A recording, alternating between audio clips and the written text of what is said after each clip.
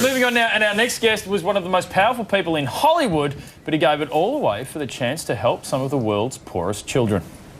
He's the Aussie guy who worked his way up from high school dropout to the very top of 20th Century Fox International. He was living the dream, hanging with celebrities and driving fast cars, while overseeing the release of blockbusters like Independence Day, Braveheart and Titanic. I'm the king of the world! But in 2003, Scott Neeson took a short holiday to Cambodia that would change his life forever. At a rubbish tip just outside the capital of Phnom Penh, he saw hundreds of children picking through scraps just to survive. When he returned to Hollywood, it was a sight he couldn't forget. It was, without doubt, the most apocalyptic scene I've ever seen. A year later, he'd sold everything and started the Cambodian Children's Fund. Today, his charity is schooling almost 2,000 students, treats 30,000 patients and serves 460,000 hot meals every year. Thank you. Thank you. Thank you. Thank you. Thank you. 10 years ago, Scott Neeson lived next door to Cindy Crawford. Today, he lives by a massive tip and he couldn't be happier. Please welcome Scott Neeson.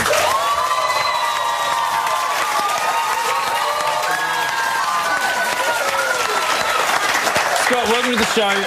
It's an incredible story, but, you know, a lot of people travel to Southeast Asia, see poverty, and they come home and they don't change their lives. They maybe donate more regularly or something like that. When was the moment that you actually decided, you know what, I'm going to walk away from my life and do something? Well, this was really extreme. I wasn't planning to, but ended up on the garbage dump just outside of Phnom Penh, and there was about 1,500 children living in the worst conditions I've ever seen.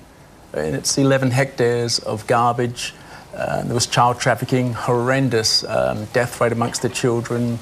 There was no sense of hope for anyone. There was no way of getting out of there, no education, a real sense of hopelessness.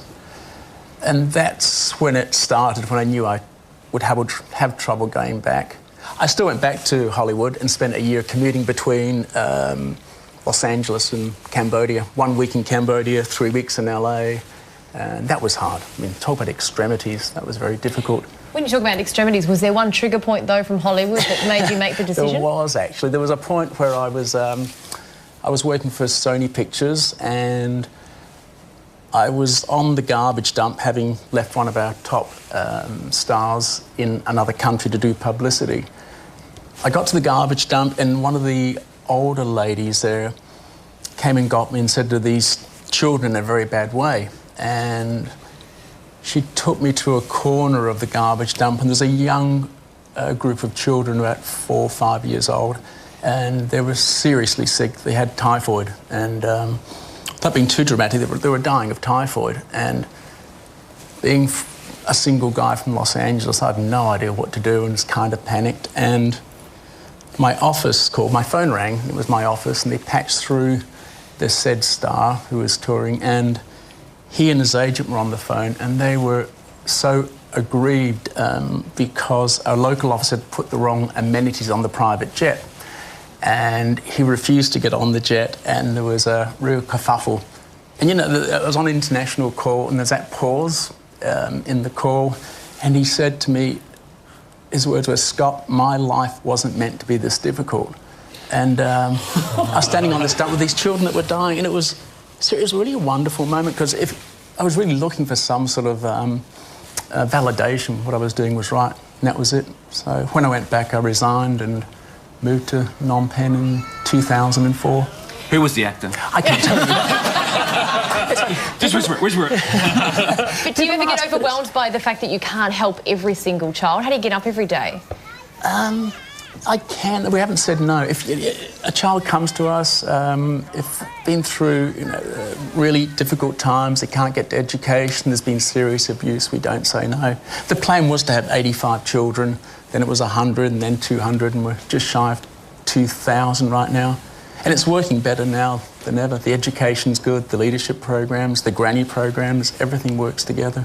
Hearing your story is wonderful. The beautiful irony is that a lot of those people I'm sure you worked with before have sat in that seat on this desk, and now having you there, it's a wonderful thing to be here talking to you. I mean, Charlie would agree, of all the people we've spoken to, you're a wonderful person to interview.